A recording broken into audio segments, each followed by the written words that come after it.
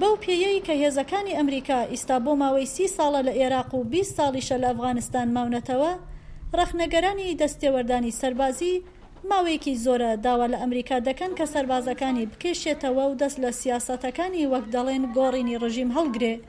ڕۆژی چوارشەممە ئەنتۆنی بلینکن وەزیری دەرەوەی ئەمریکا گوتی بەڕێوەبەرایەتی بایدن ڕێگای خۆی دەڕوات و بە دوای سەرخستنی دیموکراسیدایە لە ڕێگای نمونەوە نەوەک لە ڕێگای هێزەوە.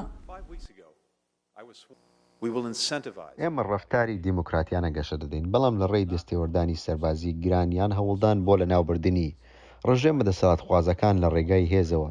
دیموکراتی پێش ناخین. ئێمە لە ڕابردوودا ئەم تاکتیکانەمان تاقی کردوێتەوە، هەر چەندە بەنیاز باشش کراون بەڵام کاریگەر نەبوون. بلینکن گوتی دەستێوەردانی سەربازی وای کردووە کە گەشەدانی دیموکراسی مانایەکی خراپ وەرگێت و متمانەی خەڵکی ئەمریکای لەدەستداوە.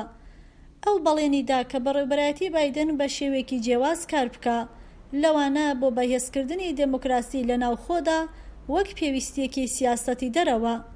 بلینکن گوتی چین گەورەترین هەڕەشەیە چونکە تاکە وڵاتێکە کە توانای بەرەنگاری و ناسەقامگیرکردنی سیستمێکی کراوەی نێودەوڵەتی هەیە. ئەو گوتی دەبێ واشنگتۆن لە پێگەیەکی بەهێزەوە لەگەڵ چیندا مامەڵە بکە. ئەمە پێویستی بە هاوکاریکردنە لەگەڵ هاوکار و هاوپەیمانەکانمان نەوەک بەو سەرزنشت و ئیدانەکردنیان، لەبەرەوەی پێکەوە بوونی ئێمە کارەکان قورستر دەکات بۆ چین و بۆ لە بەرچاو نەگرتنیان. ئێمە پێویستی بە پەیوەندی دیبلۆماسی و ڕێکخراوە نێودەوڵەتیەکانە، چونکە لەو شوێنانەی کە ئێمە دەستمان لێ هەڵگرتوون چین پڕی کردوونەتەوە.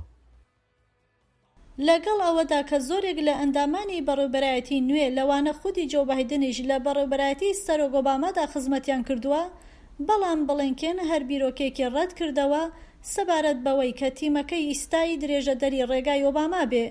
ئەو گوتی کە کات بەسەر چووە و بایدن لە ئیستادا دنیا بە چاوێکی نوێ دەبینێ.